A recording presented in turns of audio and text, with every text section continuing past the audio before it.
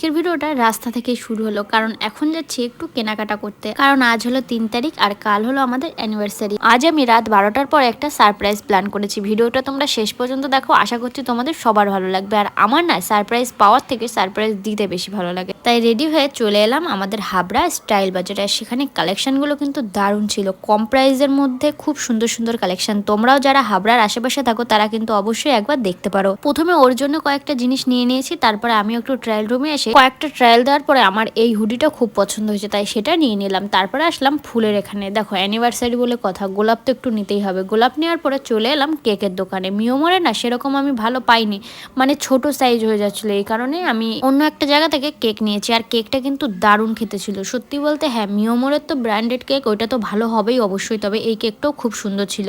আর সারাদিন ঘোরাঘুরি করে না খুব খিদে পেয়ে গেছিলো, এই কারণে একটু চাউমিন খেয়ে নিলাম। আর বাড়িতে এসে তারপরে দেখো ডেকোরেশনটা করলাম। কেমন